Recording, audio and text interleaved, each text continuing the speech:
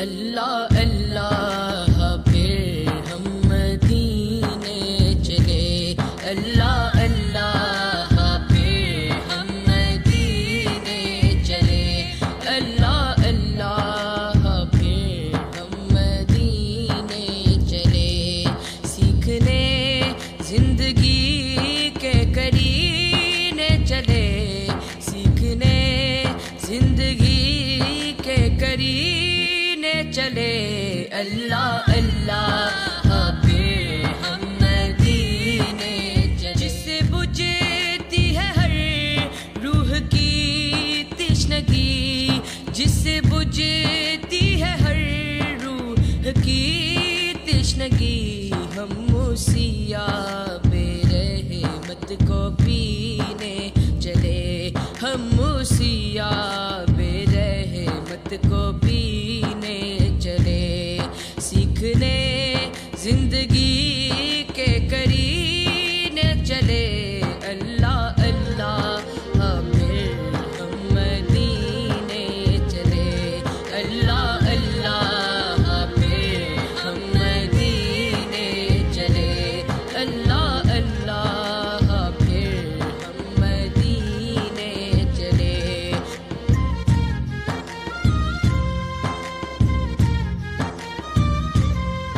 آج تک زندگی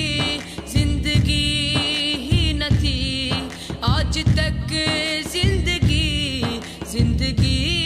ہی نہ تھی، زندگی کو مبارک ہو جینے چلے، زندگی کو مبارک ہو جینے چلے، سیکھنے زندگی کے کرینے چلے، اللہ اللہ پھر ہم مدینے چلے، اللہ اللہ پھر ہم مدینے چلے، اللہ اللہ پھر ہم مدینے چلے۔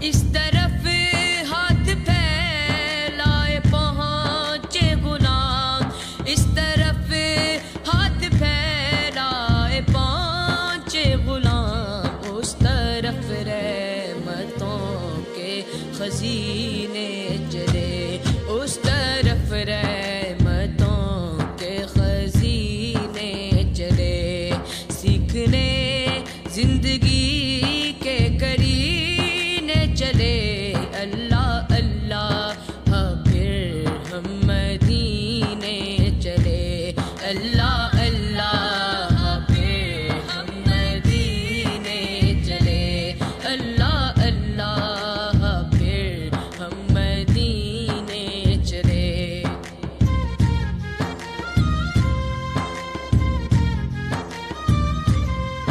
اللہ اللہ یہ آبرو یہ عروج، اللہ اللہ یہ آبرو یہ عروج، ہم مدینے چلے، ہم مدینے چلے، ہم مدینے چلے، ہم مدینے چلے، سیکھنے زندگی کے کرینے چلے، اللہ اللہ پھر ہم مدینے چلے، اللہ اللہ پھر ہم مدینے چلے، اللہ اللہ پھر ہم مدینے چلے۔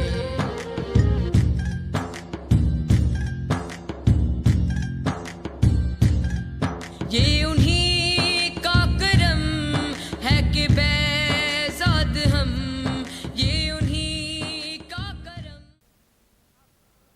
بلا تاخیر امام ہمام رئیس المحققین حضور شیخ الاسلام حضرت علامہ سید محمد مدنی میاں صاحب قبلہ اشرف الجیلانی کی خدمت میں مؤدبانہ التماس کروں گا کہ حضرت تشریف لائیں اور اپنے مواعظ حسنہ سے ہم سب کو مستفیض فرمائیں۔ نعرہ تکبیر، نعرہ رسالت شہزادہ حضور محدث اعظم ہند خانواد اشرفیہ محدث اعظم مشن محدث اعظم مشن الفاتحة إلى حضرة روح النبي صلى الله عليه وسلم وآله وأصحابه أجمعين.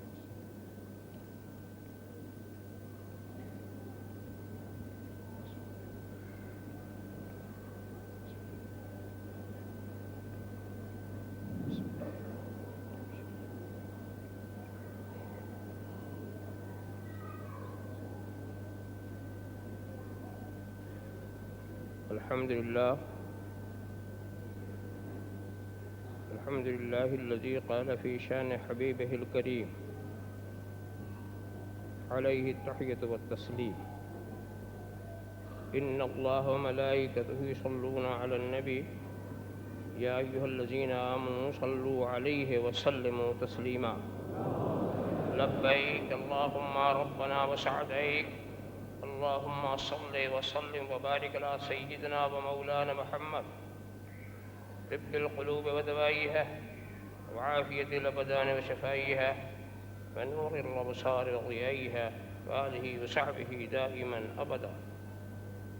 سبحان ربك رب العزة عما يصفون سلام على المرسلين والحمد لله رب العالمين.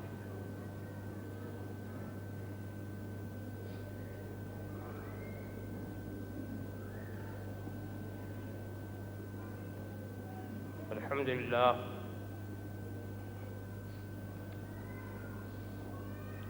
لله الذي يبدع الأفلاك والأراضين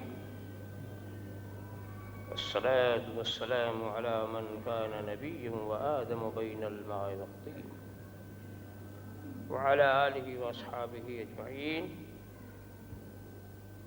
برحمتك يا أرحم الراحمين. أما بعد أعوذ بالله من الشيطان الرجيم بسم الله الرحمن الرحيم وهو معكم أينما كنتم صدق الله مولانا العظيم وصدق رسوله النبي الكريم ونحن على ذلك لمن الشاهدين والشاكرين والحمد لله رب العالمين. بارك الله لنا ولكم في القرآن العظيم ونفعنا إياكم بالآيات والذكر الحكيم إنه تعالى جواد كريم ملك بر رؤوف رحيم.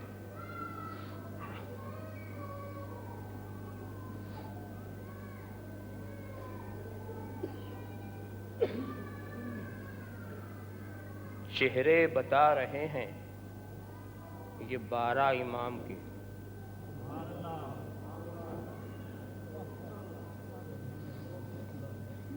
چہرے بتا رہے ہیں یہ 12 امام کے ہر عکس بے مثال ہیں خیر الانام کے. سب عکس بے مثال ہیں خیر الانام کے. جو کھو گئے ہیں عارض و گیسوئے یار میں جو کھو گئے ہیں جو کھو گئے ہیں عارض و گیسوئے یار میں فرصت کہاں کہ پیچھے لگیں صبح و شام کی. فرصت کہاں کہ پیچھے لگیں صبح و شام کے. جو کھو گئے ہیں عارض و گیسوئے یار میں فرصت کہاں کہ پیچھے لگیں صبح و شام کے. دیکھے گئے ہیں قیصر و دارائے وقت بھی. دیکھے گئے ہیں قیصر و دارائے وقت بھی قدموں میں سر جھکائے تمہارے غلام کے. قدموں میں سر جھکائے تمہارے غلام کے. لا ترفعو کہیں تو کہیں لا تقدمو. لا ترفعو کہیں تو کہیں لا تقدموا، قرآن دے رہا ہے اصول احترام کے، قرآن دے رہا ہے اصول احترام کے، قرآن دے رہا ہے اصول احترام کے۔ اللہ کا کلام تھا طالب حبیب کا،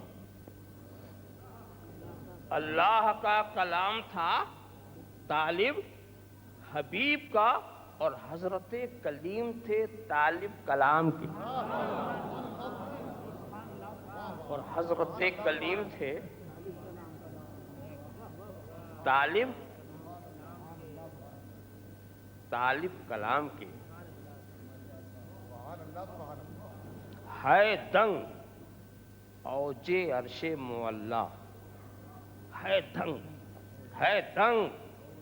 اوج عرش معلا بھی دیکھ کر، ہے دنگ اوج عرش معلا بھی دیکھ کر، جلوے تیرے عروج تیرے احتشام کے، جلوے تیرے عروج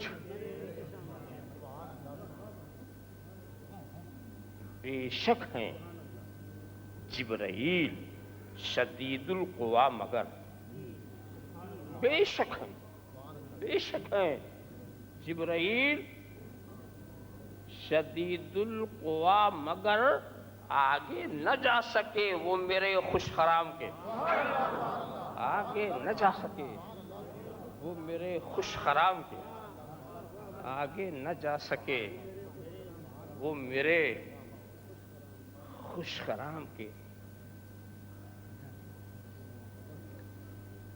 کہتا ہوا یہ قطرہ سمندر میں کھو گیا، کہتا ہوا یہ قطرہ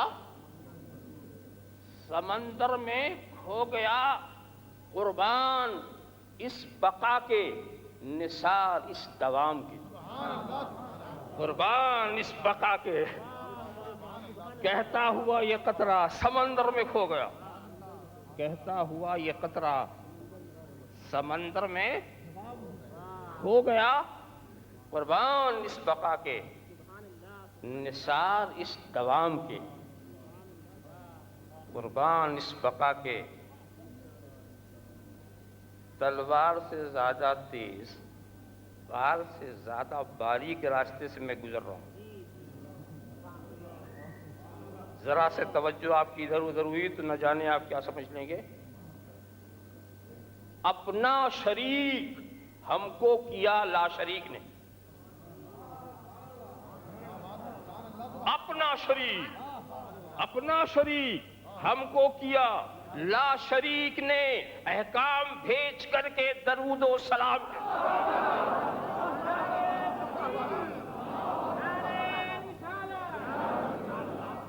احکام بھیج کر کے درود و سلام کے۔ اپنا شریک ہم کو کیا لا شریک نے، احکام بھیج کر کے درود و سلام کے۔ اگر خاموش رہوں میں تو ہی سب کچھ ہے، جو کچھ کہا تو تیرا حسن ہو گیا محدود۔ بارگاہ رسالت و آل رسالت میں درود شریف کا نذرانِ عقیدت پیش فرمائیں۔ اللہم صلی علی سیدنا محمد و علی سیدنا محمد کما تحب و ترضى ان تصلی علیہ۔ ایک بار اور ہدیہ صلوات پیش فرما دیں۔ صلی اللہ علی النبی الامی و علیہ صلی اللہ تعالی وسلم صلاۃ و سلاما علیک یا رسول اللہ۔ ایک بار اور درود شریف کا نذرانِ عقیدت پیش فرما دیں۔ اللہم صلی علی سیدنا مولانا محمد و علی سیدنا مولانا محمد کما تحب و ترضى ان تصلی علیہ۔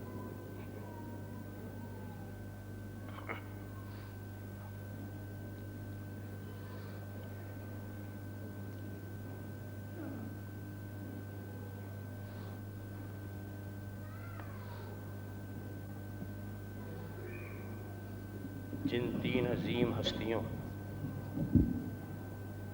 کی یاد منانے کے لیے ہم آپ یہاں حاضر ہوئے ہیں، وہ اپنے اپنے عہد میں عظمتوں کے پہاڑ تھے۔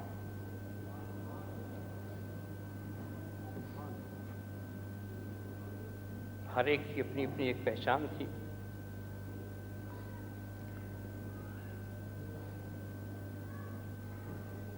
وہ تو اپنی زبان قال سے یہ کہنے والے نہیں،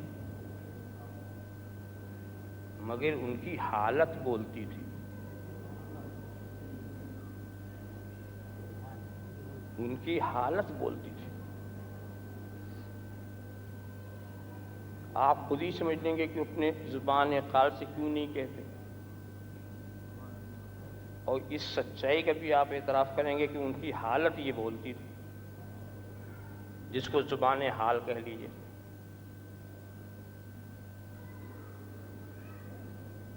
اب ان کی حالت کی آواز 4 مصروں میں آپ کو سنا کے آگے بڑھ جاؤں.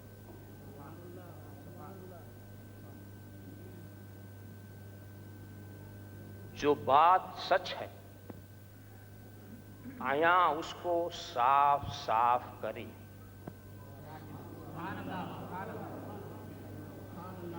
جو بات سچ ہے آیا اس کو صاف صاف کرے، میرے مقام کی رفعت کا اعتراف کرے. جو بات سچ ہے آیا اس کو صاف صاف کرے، میرے مقام کی رفعت کا اعتراف کرے. دل و نظر میں خدا کا حبیب رہتا ہے، دل و نظر میں خدا کا حبیب رہتا ہے. کہو زمانے سے آ کر میرا طواف کرے.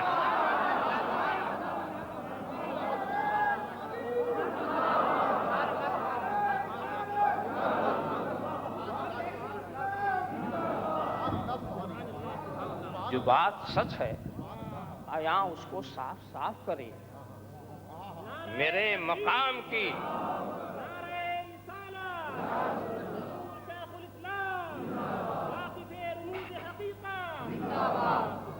جو بات سچ ہے آیا اس کو صاف صاف کرے، میرے مقام کی رفعت کا اعتراف کرے. دل و نظر میں خدا کا حبیب رہتا ہے، کہو زمانے سے آ کر میرا طواف کرے. انہوں نے تو نہیں کہا، مگر زمانہ ان کا طواف کر ہی رہا، چکر لگا رہا. ان 3 نفوس قدسیہ رکھنے والوں میں اتفاق دیکھیے کہ سب کے سب اپنے عہد کے مجدد، سب اپنے عہد کے مجدد.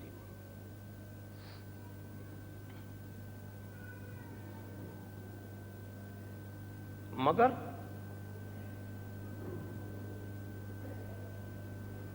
الگ الگ لفظوں سے پہچانے گئے.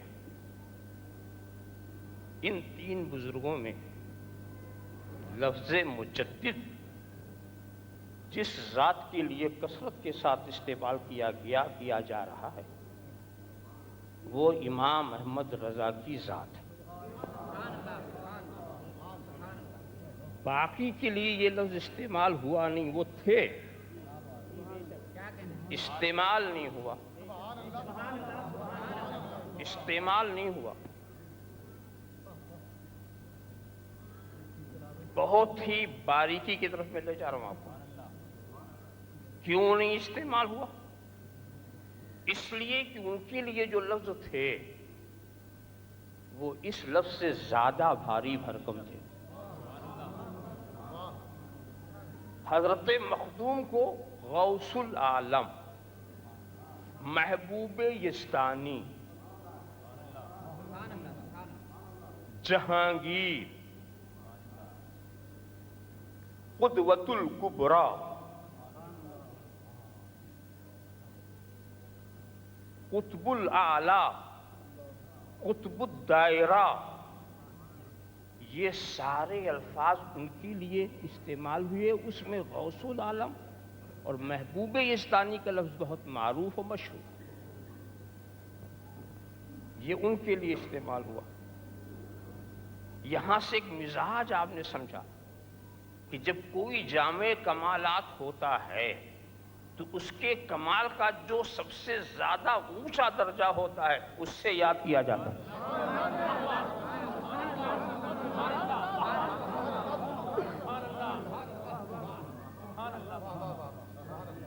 ایسے ہی شیخ وجیہ الدین علوی گجراتی کو ان کے دور میں مجدد کے لفظ سے نہیں یاد کیا گیا، ان کو کہا گیا قطب دورہ، قدوۃ العارفین، اور شیخ العالم، یہ الفاظ ان کے لیے استعمال کیے گئے۔ ایک بات میں ذرا سب کچھ ہٹ کے کہنا چاہوں کہ حضرت شیخ وجیہ الدین علوی گجراتی کے باکمال ہونے میں، جامع الفضائل ہونے میں نہ مجھے کبھی شک تھا نہ آج ہے،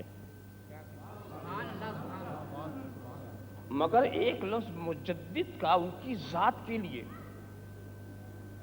فٹ نہیں ہو رہا تھا، نہیں ہو رہا کہ مجدد کا لفظ ان کے لیے فٹ نہیں ہو رہا تھا۔ کیوں؟ مجھ کو جو مجدد کی تعریف سکھائی گئی اس پر وہ اتر نہیں رہے تھے۔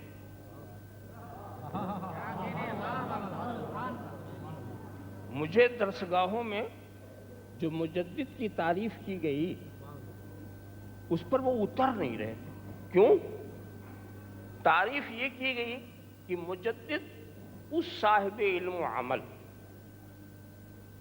اس عظیم شخصیت کو کہتے ہیں جس نے دین کو تر و تازہ کیا اور ایک صدی کا آخر اور دوسرے صدی کا پہلا اسے ملا۔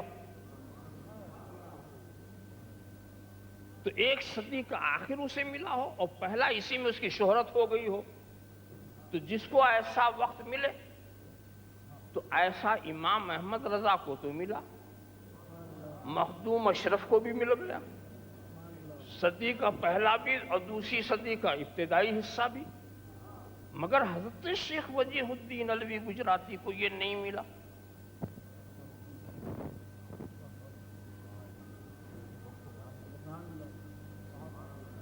اس لیے کہ ان کی پیدائش سن 1910 ہجری کی اور وفات 910 ہجری یہ پیدائش اور وفات 998، تو اسی صدی میں شروع ہوئی اور اسی صدی میں روپوش ہوگا۔ تو مکتب والی تعریف ان پر صادق نہیں آئی۔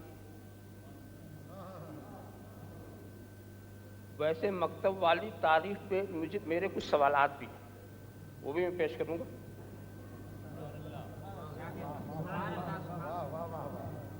مگر مجھے اس کے باوجود ان کے مجدد ہونے کا ایسا ہی یقین ہے جیسے دن میں کسی کو سورج کے وجود کا یقین ہوتا۔ کیوں؟ اس لیے یقین ہے کہ حضرت شیخ علی متقی، اہل علم اس نام سے باخبر ہوں گے، حضرت شیخ عبدالحق محدث دہلوی نے بھی جس سے فیض لیا، شیخ علی متقی جو ہندوستان سے چلے گئے تھے مکہ شریف میں، اور شیخ مکہ کے نام سے وہ یاد کیے جاتے تھے، وہ حدیث کا درس دیا کرتے تھے۔ تو جب حدیث کا درس وہ دیا کرتے تھے وہاں وہ حدیث آ گئی، ان اللہ یبعث لہذہ الامہ علی راس کل 100 سنۃ من یجدد لہا دینہا۔ یہ حدیث آ گئی کہ ہر صدی کے آخر میں اول میں جو بھی ترجمہ آپ کریں، اللہ ایک ایسے شخص کو پیدا کرے، اس میں من کا لفظ جو ہے کسی ایک شخص کی بات نہیں ہے، پوری جماعت بھی ہو سکتی ہے، ایسوں کو پیدا کرے گا جو دین کی تجدید کرتے ہیں، دین کو تر و تازہ کر دیں. سمجھے؟ حضرت شیخ نے جب یہ ترجمہ کیا تو طلبہ نے پوچھا ان سے کہ حضرت اس دور میں وہ کون ہے جو اس حدیث کا مصداق؟ تو حضرت نے کہا کل بتاؤں گا.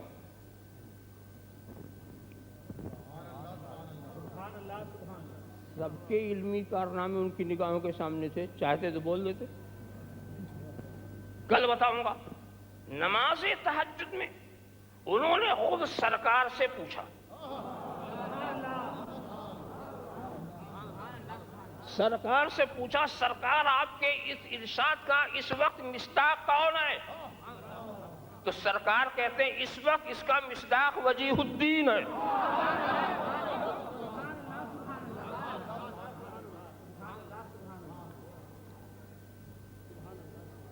اب اس کے بعد ان کے دل میں اشتیاق پیدا ہوا ملاقات کا. جب ملاقات کا اشتیاق پیدا ہوا ان کو بھی نور باطن سے معلوم ہوا کہ آ رہے ہیں شیخ آ رہے ہیں، آپ بھی آگے بڑھیں. اور پتہ تو چل ہی گیا تھا کہ شیخ نے سرکار سے پوچھ لیا.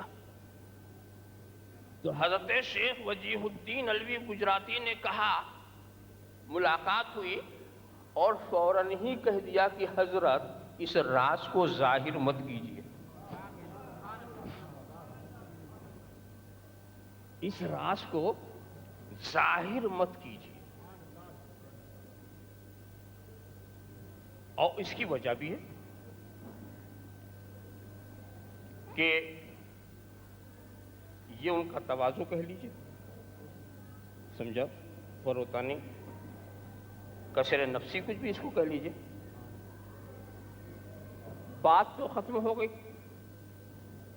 مگر میں سوچنے لگا کہ سرکار نے جس کو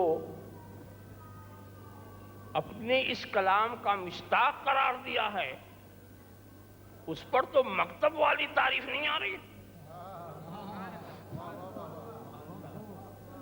مکتب والی تعریف نہیں آ رہی ہے.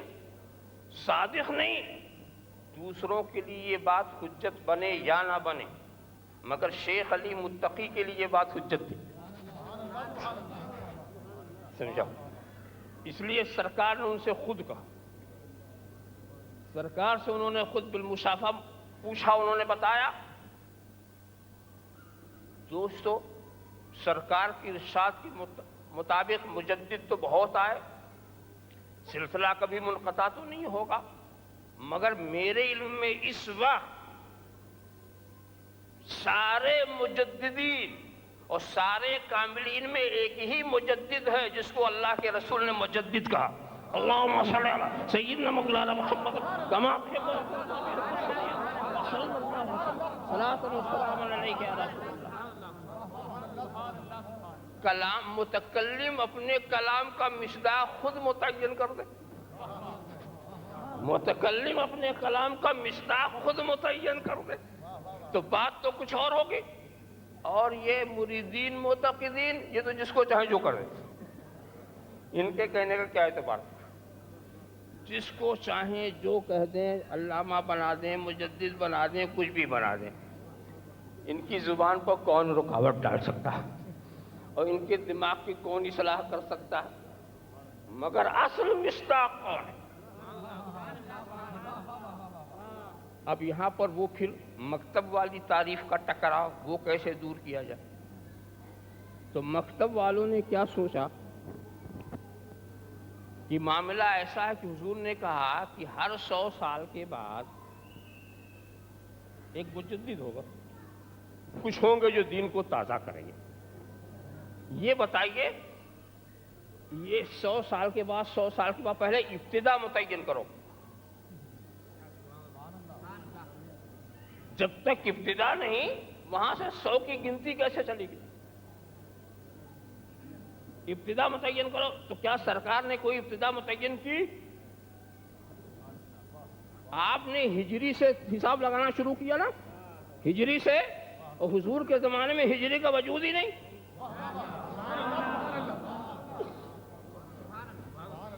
حضور کے زمانے میں تو ہجری نہیں، تو جب وجود ہی نہیں تھا تو سرکار کا حساب تو ہجری سے نہیں لگ سکتا تھا.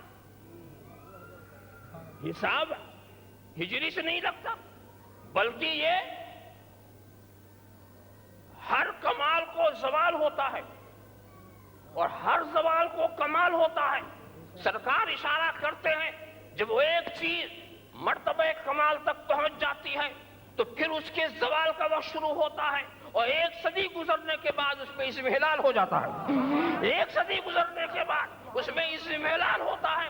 ایسے وقت میں پھر کوئی صاحب کمال آ کر اسے اسی مقام پہ پہنچا دیتا ہے، اسی مقام کے اوپر پھر پہنچا دیتا ہے. تو دین کے اندر سارے دین کے شعبے بہت ہیں، کسی ایک شعبے میں کہیں اضمحلال ہو رہا ہے، کہیں بہت سارے شعبوں میں ہو رہا ہے، کہیں پورے دین میں ہو رہا ہے، ہر جگہ کے الگ الگ. تو اگر دین کے کسی ایک شعبے کو بھی کسی نے تازہ کر دیا تو وہ اس کا مجدد، کسی ایک شعبے کو بھی تازہ کر دیا تو وہ اس کا مجدد، پورے دین کو توانا کر دیا تو وہ اس کا مجدد. اور دوستو، جو پورے دین کو سنبھالتا ہے وہ مجدد نہیں ہوتا، وہ محی الدین ہوتا ہے. اللہم صلی علی سیدنا محمد کما تحب صلی اللہ علیہ وسلم صلاۃ و سلام علیک یا رسول اللہ. نعرہ تکبیر، نعرہ رسالت، حضور شیخ الاسلام.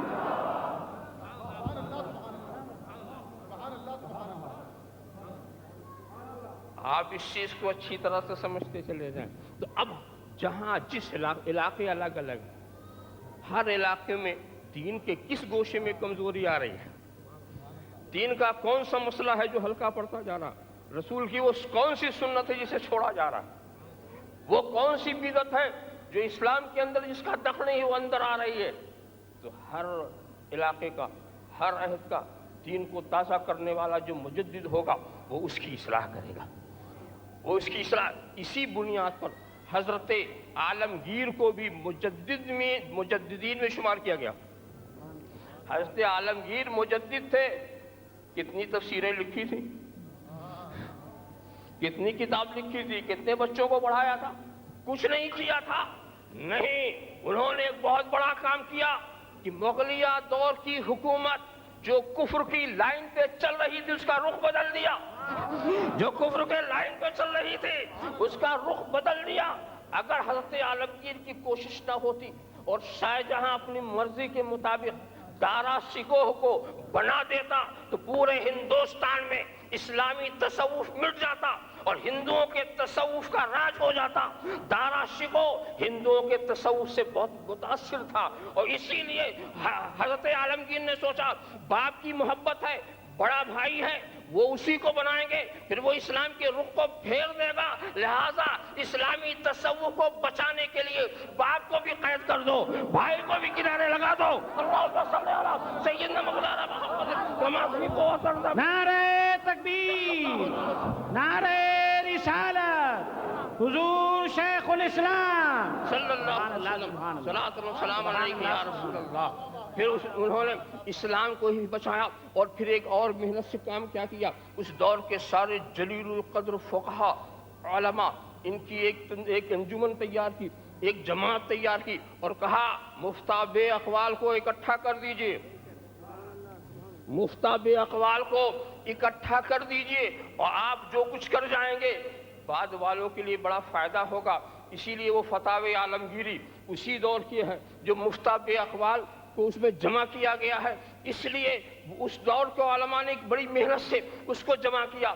اگر آج کے اوپر چھوڑ دیا جاتا نہ جانے لوگ کدھر چلے جاتے، کس چیز کو مفتابع سمجھتے کس کو نہ سمجھتے، اپنی خواہشات کے مطابق عمل کرتے. لہذا حضرت عالمگیر کا ایک ایسا عظیم کارنامہ کہ کیا دوسروں نے، مجدد یہ ہوئی. اللہم صلی علی سیدنا محمد کما تحب صلی اللہ علیہ وسلم صلاۃ و سلام علیک یا رسول اللہ. تو بس آپ کو اگر حساب لگانا ہے تو عروج و کمال کا حساب لگاؤ، کہاں کمال ہے کہاں زوال ہے، کہاں کمال ہے کہاں زوال ہے. کمال و زوال میں 1 صدی کا فاصلہ ہو جایا کرتا. 1 صدی تو کوئی تاریخ نہ متعین کیجئے گا کسی مجدد کے لیے. کوئی تاریخ بتائیے اور اس کے تجدیدی کارنامے کو دیکھیے. سبحان اللہ سبحان اللہ. اور ویسے بھی ایک بات میں بتاؤں, اس کی ایک بات اور بتاؤں, مجدد کوئی ایسی چیز نہیں ہے کہ جس کا ماننا ہمارے فرائض میں ہو. ہاں نہیں, فرائض میں نہیں. کسی کو مجدد ہم مانے چاہے نہ مانے, یہ تھوڑی کہ نہیں مانو گے تو ایمان سے نکل جاؤ گے, نہیں مانو گے تو سنی نہیں رہو گے. سبحان اللہ. جو کسی کو اس طرح سے منوائے سمجھ لو بھائی اس نے سمجھا ہی نہیں کہ مجدد ہے کیا.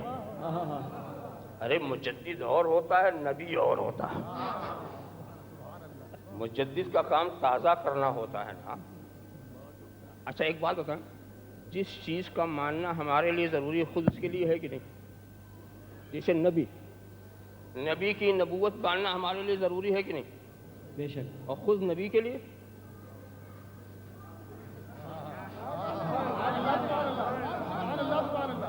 کیا خود نبی اپنی نبوت نہیں مانتا, اپنی رسالت نہیں مانتا؟ ارے مانتا ہے پھر منواتا. نہ مانے تو پھر ایسے کیوں انی رسول اللہ الیکم جمیعا.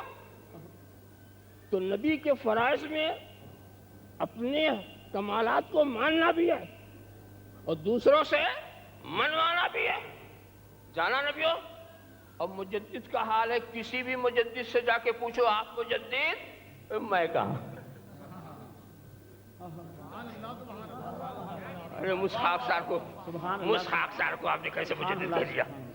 کسی بھی مجدد سے پوچھو. اعلیٰ حضرت امام احمد رضا کی کتابوں کو دیکھو. کچھ لوگوں نے طنزاً ان پر یہ بات کہی تھی کہ بڑے آپ مجدد بنتے ہیں, یہ ہوتے ہیں, طنزاً کہی تھی. تو حضرت نے اس کا جواب یہی دیا تھا کہ میں نے کب اپنے کو مجدد کہا اور کب میں نے لکھا اپنے کو کب مجدد لکھا. یہ جواب دیا. معلوم ہوا کہ اگر ایمان لانا لازم ہوتا تو پہلے وہی ایمان لاتے. اگر اس پر ایمان لانا ضروری ہوتا تو پہلے وہی ایمان لاتے. اس لیے کہ وہ جانتے ہیں کہ یہ دین کی خدمت ہے, یہ ناموری کی چیز نہیں ہے, یہ شہرت کی چیز نہیں ہے. دین کی خدمت کرنا, دین کو تازہ کر دینا, یہ ان کا کام ہے. اسی کو حدیث نے قائم بامر اللہ کہا ہے. یہ وہ لوگ ہیں جو اللہ کے امر پر قائم ہیں, اور جب یہ اللہ کے امر پر قائم ہے تو نہ کسی کی نہ مخالفت کی پرواہ ہے, نہ کسی کی معاونت کا. سبحان اللہ سبحان اللہ. کسی کو نہیں ڈالتے, سبحان اللہ وہ کسی کو نہیں ڈرتے. وہ اپنا کام کیے جائیں گے, ان کا اپنا کام کیے جائیں گے. آؤ خدا خود دیکھ رہا ہے کہ میرے حبیب کے دین کو تازہ کون کر رہا ہے. سبحان اللہ. خدا خود دیکھ رہا ہے میرے حبیب کے دین کو تازہ کون کر رہا ہے.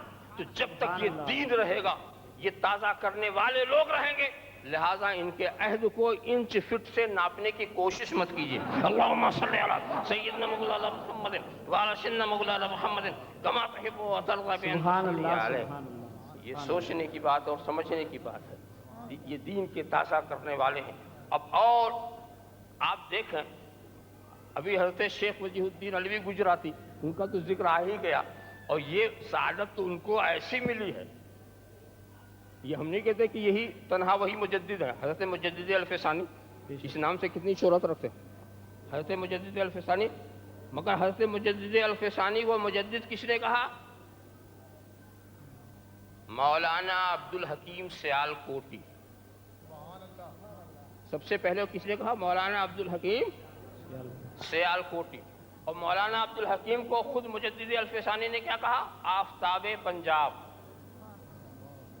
سبحان اللہ سبحان اللہ. وہ کیا تھے؟ آفتاب پنجاب. یہ حضرت نے کہا. اور انہوں نے کیا کہا؟ مجدد الفسانی. مگر آفتاب پنجاب نے کبھی اپنے کو آفتاب پنجاب نہیں کہا, اور مجدد نے کبھی اپنے کو مجدد نہیں کہا. مجدد ان کو کہا عبد الحکیم سیال کوٹی, مولانا عبد الحکیم سیال کوٹی نے. اور وہیں سے یہ چیز شہرت ہو گئی. شہرت ہو گئی. معاملہ ایسا تھا ہی, ان کے تجدیدی کارنامے نمایاں تھے, شہرت کی وجہ بھی ہے. ایسے ہی امام احمد رضا کو سب سے پہلے مجدد کس نے کہا؟ مولانا عبد المقتدر بدایونی. سبحان اللہ. پٹنہ میں کانفرنس ہوئی تھی، علماء و مشائخ کا جم غفیر، کانفرنس میں سمٹے ہوئے تھے شمال و جنوب، مشرق و مغرب کے علماء. ایسے بیچ میں مولانا عبد المقتدر کی آواز حق بلند ہوتی ہے، اور انہوں نے مجدد کے نام سے جب پکارا، سبوں نے اس کا اعتراف کیا. سبحان اللہ. کسی نے اس میں کسی شک و شبہ کا گنجائش نہیں کی. کہنا میں یہ چاہتا ہوں کہ مجدد کام کو دیکھ کر قیاس کر کے یا علم یقین کی روشنی میں یہ دوسرے بولتے ہیں، یہ دوسرے بولتے ہیں، مگر یہ ہمارے قطب گجرات کی خصوصیت ہے کہ ان کو مجدد خود اللہ کے رسول نے کہا، اللہم صلی علی سیدنا مولانا محمد کما تحب وترضى صلی اللہ تعالی وسلم صلاۃ و سلام علیک یا رسول اللہ. کبھی کبھی اصطلاحیں بدل جاتی ہیں تو لوگ کچھ کا کچھ سمجھتے ہیں. میں بھی غلط سمجھتا، میں بھی غلط سمجھا. شیخ وجیہ الدین علوی گجراتی، شیخ وجیہ الدین علوی علوی کیا چیز؟ تو زیادہ میرے ذہن میں بات یہ آئی کہ حضرت علی کی اولاد. آدمی جب تحقیق نہیں کرتا تو ایسے ہی بھٹکتا. حضرت علی کی اولاد جو حضرت فاطمہ سے نہیں ہیں وہ اپنے کو علوی. اچھا، میرے سمجھنے میں جو غلطی ہوئی اس کی بھی وجہ ہے، اس لیے کہ عجم کی اصطلاح یہی ہے. ایک ہے عربی اصطلاح، فقیہوں کی اصطلاح، علماء کی اصطلاح، اور ایک ہے عجم کی اصطلاح. تو عجم کی اصطلاح یہی ہے. عجم کی اصطلاح میں دو قسم کے لوگ ہیں. ایک تو وہ ہیں کہ حضرت علی کی اولاد چاہے فاطمی ہو چاہے غیر فاطمی سب علوی. ایک یہ، اور دوسری یہ ہے کہ نہیں، جو غیر فاطمی وہ علوی. یہ یہاں کی اصطلاح. مگر فقیہوں کی اصطلاح کیا تھی؟ جو حسنین کی آل سے ہیں وہ علوی.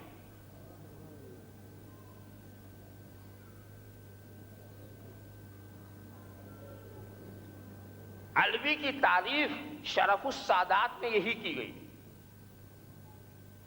هو الذی ينسب الى الحسن والحسین عند الفقہاء. سبحان اللہ. سبحان اللہ. فقیہوں کے نزدیک علوی وہ ہے جو حسنی ہو یا حسینی ہو. یہ فقیہوں کی اصطلاح، وہ علوی ہے. اچھا یہ بتائیے، حضرت علی کی اولاد میں محمد بن حنفیہ کا تو نام آپ جانتے ہیں، یہ بہت عظیم شخصیت.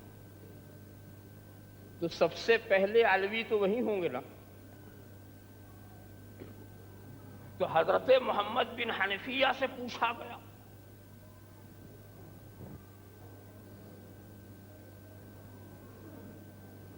حضرت حسنین کے بارے میں پوچھا، کہا تو انہوں نے جواب کیا دیا؟ انا عالم وہما علویان فاضلان منی. علم میں ان بچوں سے زیادہ ہوں، مگر وہ فضیلت والے علوی ہیں اور مجھ سے زیادہ فضیلت رکھتے ہیں. سبحان اللہ. سبحان اللہ. وہ مجھ سے افضل ہیں، یعنی علم میں تو میں ہوں مگر فضیلت میں وہ. آپ کہیں گے کہ حسن حسین کی شان ہی کچھ اور تھی، ان کے تو قصائد سرکار ہی نے ارشاد فرما دیے، تعریف کر دی، جنتی جوانوں کا سردار کہہ دیا. مگر ایک جاہل علوی ہو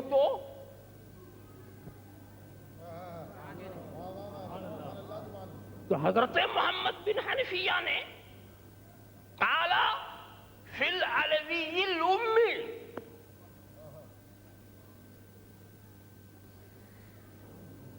کہ انا عالم وہو افضل بالترتیب. والترتیب اصل ثابت من لدن عہد رسول اللہ صلی اللہ علیہ وسلم فی یومنا ھذا.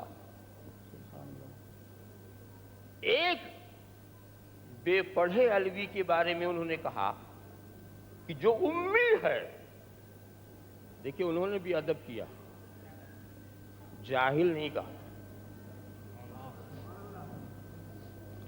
امی کا جاہل ہونا لازم نہیں ہے. سبحان اللہ. امی نے تو ایسا درس دیا ہے کہ اس کے سوا سب اس کے سامنے جاہل. سبحان اللہ سبحان اللہ سبحان اللہ سبحان اللہ سبحان اللہ سبحان اللہ. تو اب سمجھ لیجئے، کہا کہ جو امی ہیں انہوں نے کہا علم میں تو میں ان سے زیادہ ہوں، مگر فضیلت میں وہ مجھ سے زیادہ ہوں. سبحان اللہ سبحان اللہ. وہ فضیلت میں، یہ کون کہہ رہا؟ محمد ابن حنفیہ ابن حیدر کرار، یہ وہ کہہ رہے ہیں. اب بعد میں ان کی نسل کو کیا بولنے کا حق ہوگا، اور پھر ان کے ماننے والوں کو کیا بولنے کا حق ہوگا؟ آپ خیال کرتے چلے جائیں. تو انہوں نے کہا کہ اصل چیز یہ ہے کہ سرکار سے نسبت کس کو ہے؟ کبھی جو سرکار سے جس کو کبھی نسبت ہے فضیلت وہ ہے. اس سلسلے میں بات کو میں نے مختصر کر دیا، ورنہ بھئی کچھ حجتی لوگ ہیں نا، اٹھا کے شروع کر دیں گے صاحب واہ صاحب نسب سے فضیلت ہے، نسب سے فضیلت کی بات کر رہے ہیں. یہ حالانکہ فضیلت عظمت کچھ لفظ ملتے جلتے بولے جاتے ہیں، ایک کی جگہ دوسرے لفظ کو بول دیا جاتا ہے، اس لیے لوگوں کو اشتباہ ہوتا ہے کہ صاحب یہ عجیب بات ہے. کتابیں لے لے کے بغل میں آئیں گے، صدیق اکبر، فاروق اعظم، ان کی فضیلت تو اجماعی ہے نا، ان سے تو کوئی افضل نہیں. حالانکہ یہ نہیں دیکھتے کہ کیا کیا خصوصیات حاصل ہوئی ان کو جس سے ان کو وہ فضیلت حاصل ہوئی، مگر میں ان سب باتوں کو جانے دیتا ہوں.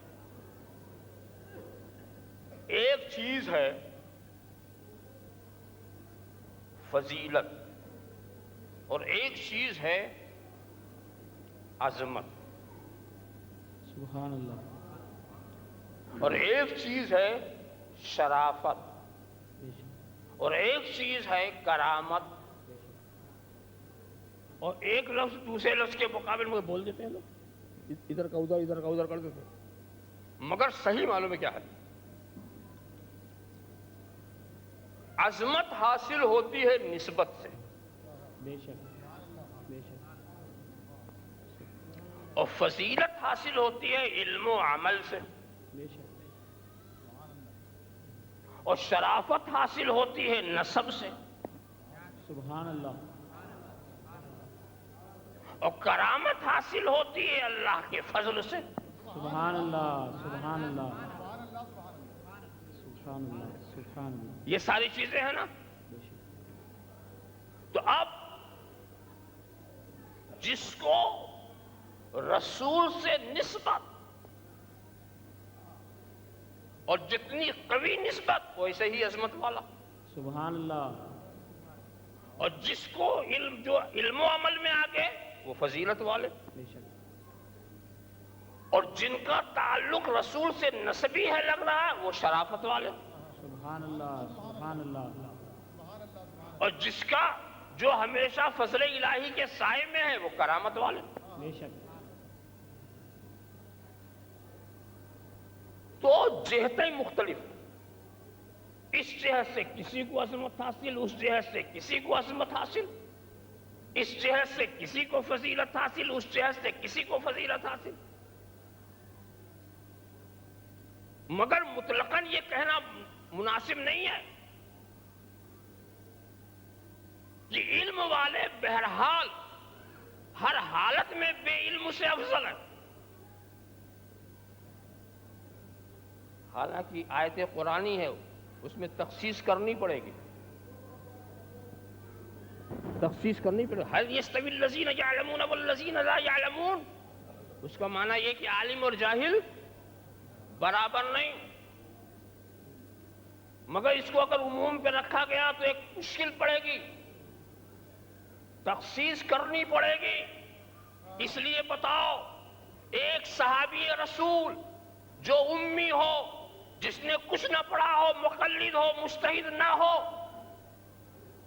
صحابی رسول ہو، امی ہو، کسی سے کچھ نہ پڑھا ہو، مجتہد نہ ہو، علم میں امام اعظم اس سے آگے ہیں، امام شافعی اس سے آگے ہیں، امام مالک اس سے آگے ہیں، امام احمد ابن حنبل، علم و عمل دونوں میں ہم آگے دیکھ رہے ہیں، علم میں آگے ہم دیکھ رہے ہیں، عمل کی تعداد میں بھی، مقام کی بات تو نہیں کر سکتا، تعداد میں بھی ہم آگے دیکھ رہے ہیں، مگر یہ کیا بات ہے کہ رسول کا دیکھنے والا اگر بے پڑھا ہو تو امام اعظم سے افضل، امام شافعی سے افضل، امام احمد ابن حنبل سے افضل، امام مالک سے افضل، امام مالک سے افضل۔ پتہ یہ چلا کہ سرکار جو پڑھنے والے تو نے بھی پڑھا ہے اور اس جاہل نے بھی پڑھا ہے، تو نے کتابیں پڑھی ہیں، اس نے میرا چہرہ پڑھا ہے۔ اللہ نعرہ تکبیر، نعرہ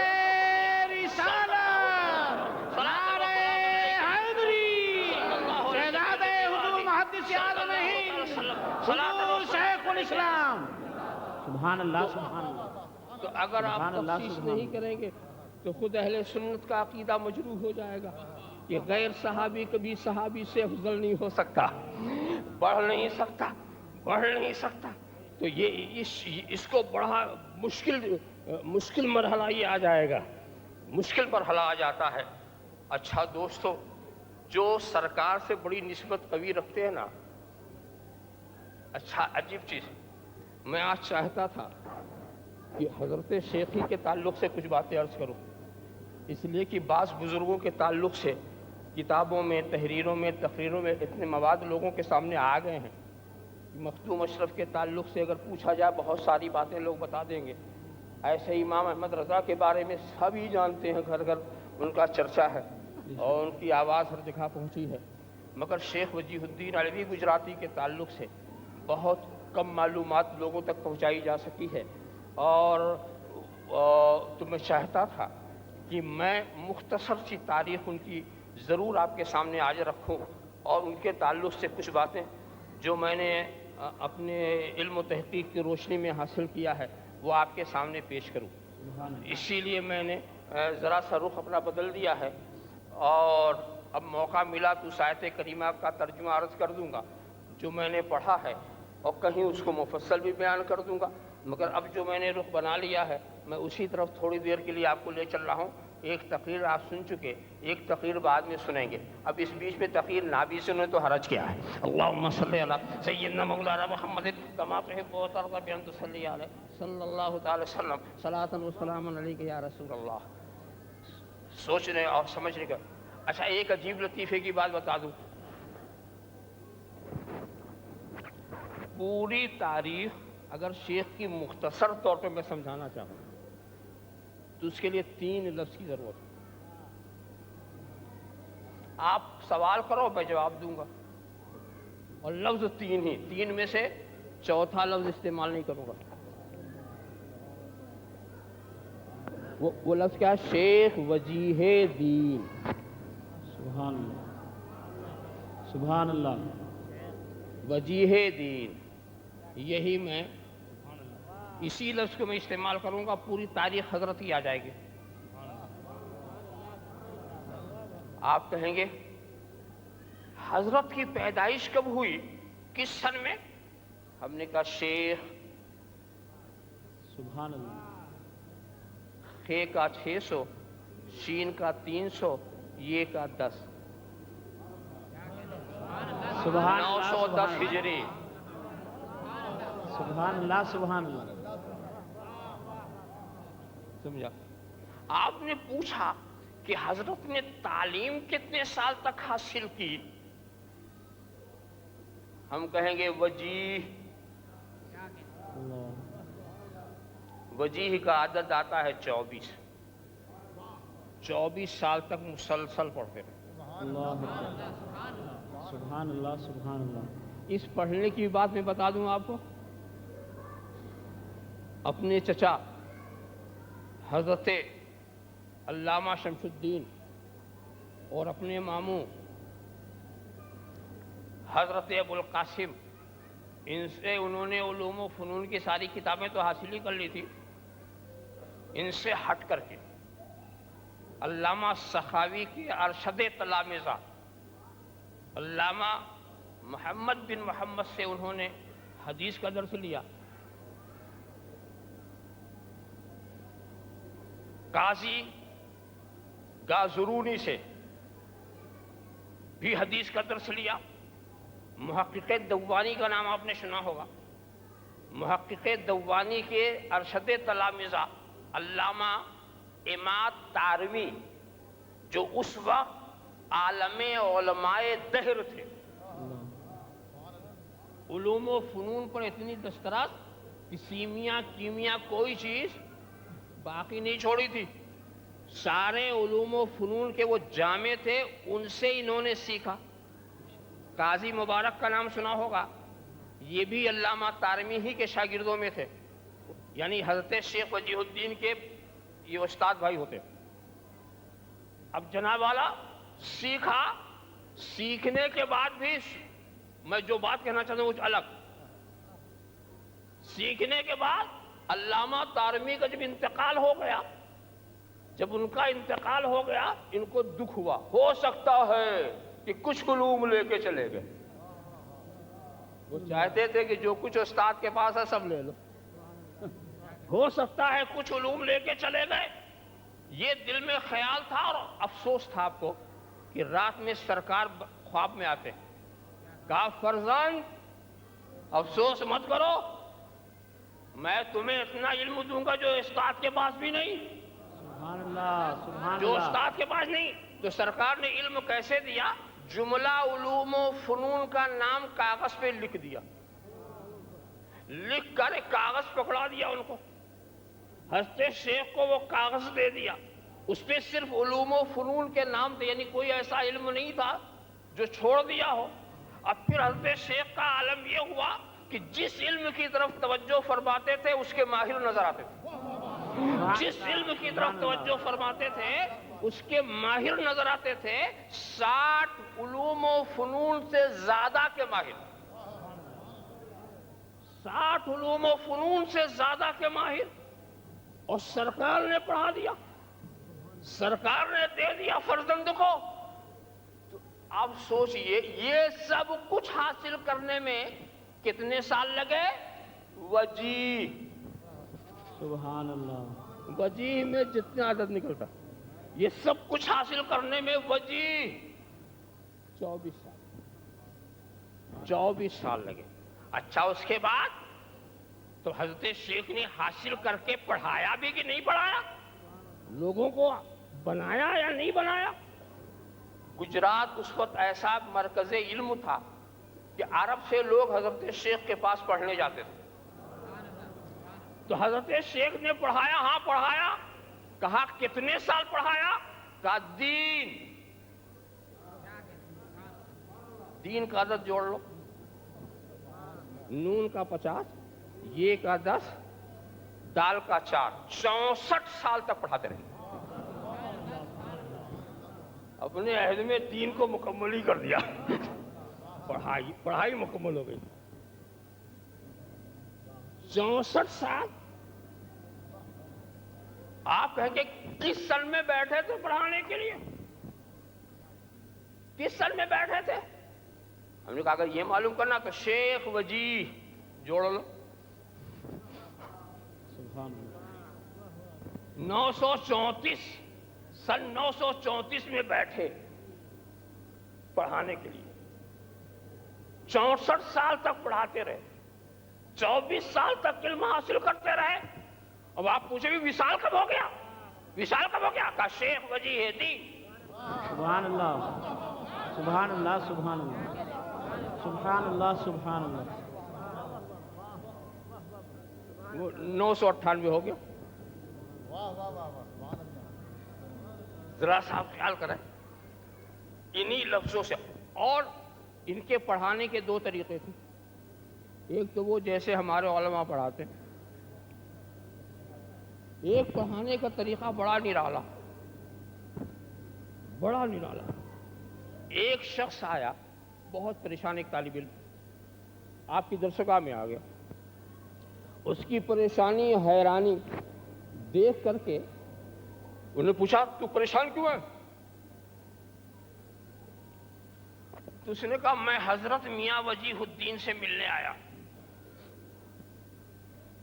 حضرت میاں وجیہ الدین سے ملنے آیا ہوں. تو طلبہ تو خاموش رہے. حضرت نے پوچھا ان سے تمہارا کیا کام ہے؟ سبحان اللہ سبحان اللہ.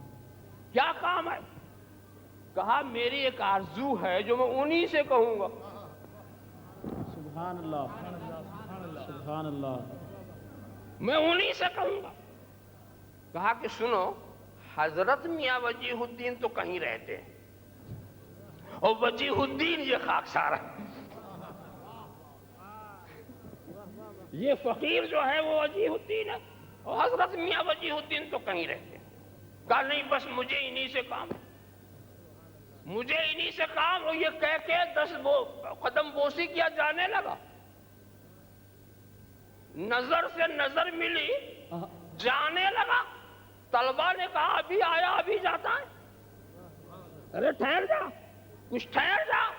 کہا جب ایک ہی آن میں سب کچھ مل گیا تو ٹھہر کے کیا کروں گا. سبحان اللہ سبحان اللہ. ایک ہی آن میں سبحان جو اللہ کچھ مل گیا تو معلوم ہوا کسی کو وہ نگاہوں سے پڑھاتے تھے کسی کو کتابوں سے پڑھاتے تھے. سبحان اللہ سبحان اللہ. کسی کو نگاہوں سے پڑھاتے تھے کسی کو وہ کتابوں سے پڑھاتے تھے. جو کتاب لے کے آتا تھا وہ کتاب لوگ حیران ہو گئے نا. طلبہ تو حیران ہو جائیں گے. تو حضرت نے کہا بات یہ تھی نا تیل بھی موجود دیا بھی موجود آگ بھی موجود اب جلانے ہی کی تو دیر تھی نا.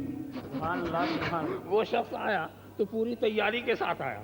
چراغ بھی صحیح تیل بھی صحیح آگ بھی صحیح. اب مجھے تو کنیکشن ہی لگانا تھا نا. ذرا سا دیکھو. اور اس کے بعد جو اللہ کے رسول سے فیض حاصل کرتا ہے اس کی شان بے نیازی سنا دوں. سبحان اللہ سبحان اللہ. اللہ اکبر. اس کی شان بے نیازی میں سنا دوں آپ کو. حضرت خضر اکثر آیا کرتے آپ سے ملنے کے لیے. ایک مرتبہ حضرت خضر سے بات ہوتی رہی. جب وہ چلے گئے تو لوگوں نے پوچھا کہ حضرت خضر سے کیا بات ہو رہی تھی آپ کی؟ تو انہوں نے کہا بھائی عرفان معرفت باطنی امور اس کے سوا اور کیا ہو سکتی. سبحان اللہ. تو وہ بھی شخص پوچھتا یہ بتائیے آپ نے کچھ ان سے لیا یا دیا؟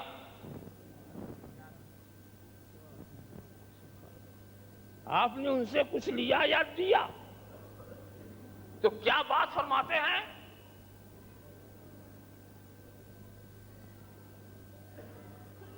کہ ہم رسول کے آدمی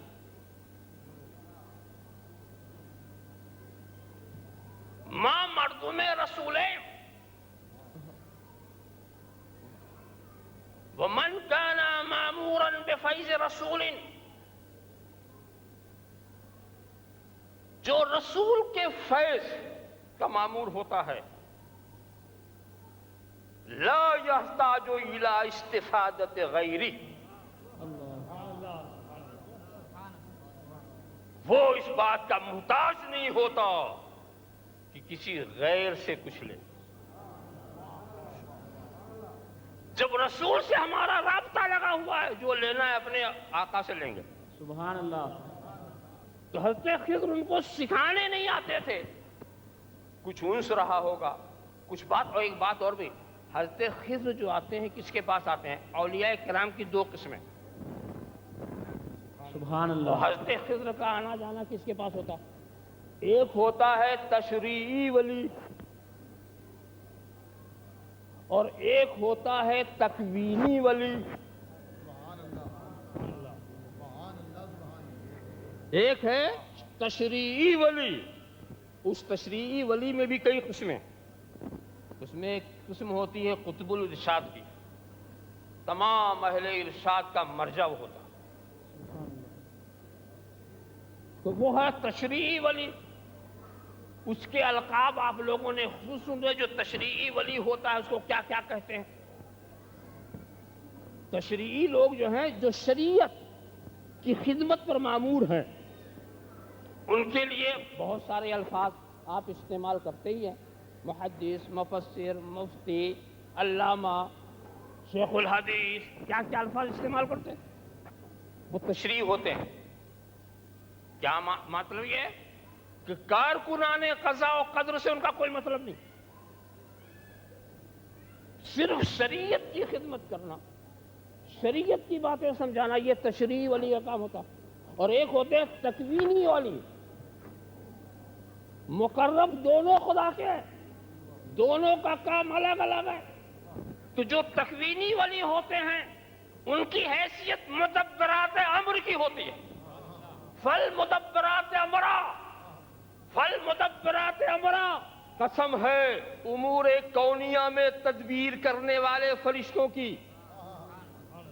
یہ بادل چلانا، یہ پانی برسانا، یہ بجلی کی کڑاک، یہ جو فرشتے کرتے ہیں ان کو مدبرات امر کہتے ہیں. مگر یہی تدبیریں کچھ نفوس قدسیہ والے ایسے ہوتے ہیں کہ وہ بھی مدبرات امر ہوتے ہیں. تو ان کا کام بادلوں کو چلانا تو نہیں ہے مگر اس فرشتے پہ حکومت کرنا ہے جو بادل چلائے. اللہم صلی علی سیدنا مولانا محمد کما تحب و ترضى صلی اللہ علیہ وسلم صلاۃ و سلام علیک یا رسول اللہ. تو یہ جو مدبرات امر لوگ ہوتے ہیں، تو ہم جن تین بزرگوں کی تعریف کر رہے ہیں اس میں تشریعی ولی بھی موجود ہے اور تکوینی ولی بھی موجود ہے. تکوینی ولی کو ہم غوث العالم کے نام سے جانتے ہیں اور ہم شیخ العالم کے نام سے جانتے ہیں، اور تشریعی ولی کو ہم مجدد اعظم کے نام سے جانتے ہیں. اللہم صلی علی سیدنا مولانا سبحان اللہ سبحان اللہ سبحان اللہ صلی اللہ علیہ وسلم صلاۃ و سلام علیک یا رسول اللہ.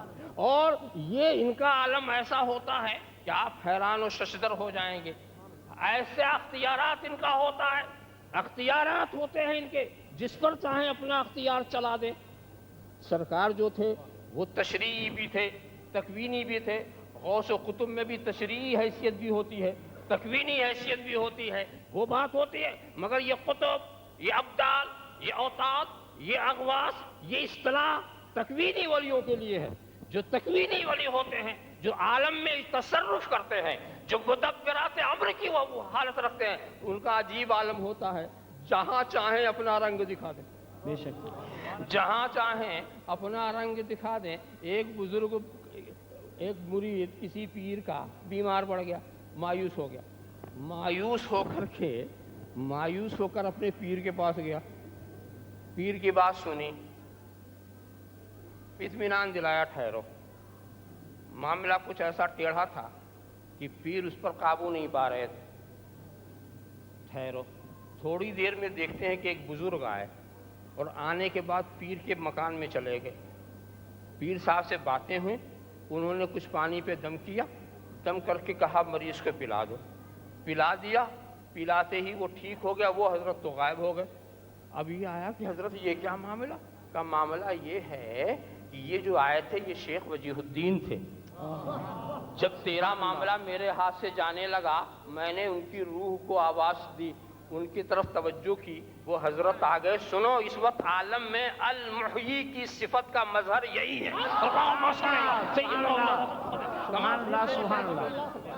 تو حضرت عیسیٰ کے قدموں پر، اچھا یہ بھی عجیب اتفاق ہے، ہمارے مخدوم بھی حضرت عیسیٰ کے قدموں پر ہیں اور حضرت شیخ وجیہ الدین بھی حضرت عیسیٰ ہی کے قدموں پر ہیں. یہ بھی مردوں کو زندہ کیا. انہوں نے تو بیمار کو اچھا کیا. ہمارے ہاں تو بیمار کا اچھا کرنا ایک تماشا ہے، ایک تماشا ہے. بیمار کو اچھا کیا، مردے کو زندہ کیا، اور بلکہ ہمارے مخدوم نے تو پتھر میں روح ڈال دی، پتھر میں روح ڈال دی. معلوم ہے یہ کام مفتی کا نہیں ہے، یہ تکوینی ولی کا ہے. اللہم صلی علی سیدنا نعرہ تکبیر، نعرہ رسالت، فیضان مخدوم اشرف. ہمارے حضرت مخدوم پر کچھ لوگ اعتراض، کچھ سوال جواب کرنے کے لیے آئے اور آنے کے بعد حضرت آرام فرما رہے تھے. اب وہ بیچارے مایوس ہو گئے کہ کیسے تو سو رہے ہیں. مگر وہ کیا ہوا، حضرت کی جو چھوٹی انگلی ہے وہی بولنے لگی، وہی بولنے لگی. ان کے سوالات کو بھی بیان کیا، جواب بھی دے دیا. ان کے سوالات کو بھی بیان کر دیا، جواب بھی دے دیا. اصل بات یہ ہے ایسوں کے ساتھ یہ سب منظر دکھایا جاتا ہے جو ضعیف الاعتقاد ہوتے ہیں، جو ضعیف الاعتقاد ہوتے ہیں۔ اللہم صلی علی سیدنا محمد کما تحب و ترضی بان تصلی علیہ۔ آپ اچھی طرح سے دیکھیں تو وہ تشریف ولی تو تھے ہی، وہ تکوینی ولی تھے، ان کی حکومت تھی، اور ایسے کوئی نہیں بنتا، ایسے نہیں کوئی بنتا۔ کچھ نے ایک بتاؤ تقوی کی ایسی منزل بھی تمہیں نظر آئی؟ حضرت شیخ وجیہ الدین علوی گجراتی اپنے باپ کے گھر کھانا نہیں کھاتے تھے۔ کیوں؟ باپ تھے قاضی، قاضی کا منصب بڑا اونچا، تو مگر بتاتے بھی نہیں تھے باپ کو کہ میں آپ کا نہیں کھاتا، یہ بتاتے بھی نہیں تھے، مگر کھاتے نہیں تھے، نہیں کھاتے تھے۔ اب اس کے بعد ایک مرتبہ باپ تک خبر پہنچ گئی کہ بیٹا آپ کا کھانا نہیں کھاتا۔ پوچھا بھئی تم میرا کھانا نہیں کھاتے؟ کہاں بات یہ ہے کہ آپ سامان وغیرہ اپنے خادموں سے منگاتے ہیں، ہو سکتا ہے لین دین بے و شرع میں کچھ گڑبڑی ہوتی ہو، کچھ حق تلفی ہوتی ہو، اور قاضی کا نام سن کر کوئی بولتا نہ ہو، اس لیے میں نہیں کھاتا، کہیں اس میں شائبہ نہ ہو۔ کہا بیٹے کھانے پینے میں ہر معاملے میں کامل احتیاط سے کام کرتا ہوں، اگر ایسے اتنا احتیاط نہ کرتا تو تیرے جیسا بیٹا کیسے ملتا؟ سبحان اللہ سبحان اللہ، نعرہ تکبیر، نعرہ رسالت، فیضان مخدوم اشرف، فیضان حضرت وجیہ الدین گجراتی، فیضان امام احمد رضا یا رسول اللہ صلی اللہ علیہ نبی الامی علیہ صلی اللہ علیہ وسلم۔ ایک سبق بھی دے دیا حضرت نے کہ بیٹوں کو اچھا چاہتے ہو تو اپنے خود اچھے بناؤ، حرام کھاؤ گے تو بچہ کیسا پیدا ہوگا؟ حرام کھاؤ گے تو بچہ کیسے پیدا ہوگا؟ آپ اپنے بچے کی شکایت کرنے سے پہلے اپنا محاسبہ کرنا۔ اللہم صلی علی سیدنا محمد کما تحب و ترضی بان تصلی علیہ صلی اللہ تعالی سبحان اللہ صلاۃ و سلام علیک یا رسول اللہ۔ تو دیکھو بزرگان دین کی بڑی ہی شان ہے، اور آپ بڑے خوش نصیب ہیں کہ ایسی مقدس ہستیوں کی آپ یاد بنا رہے ہیں۔ وآخر دعوانا ان الحمد للہ رب العالمین۔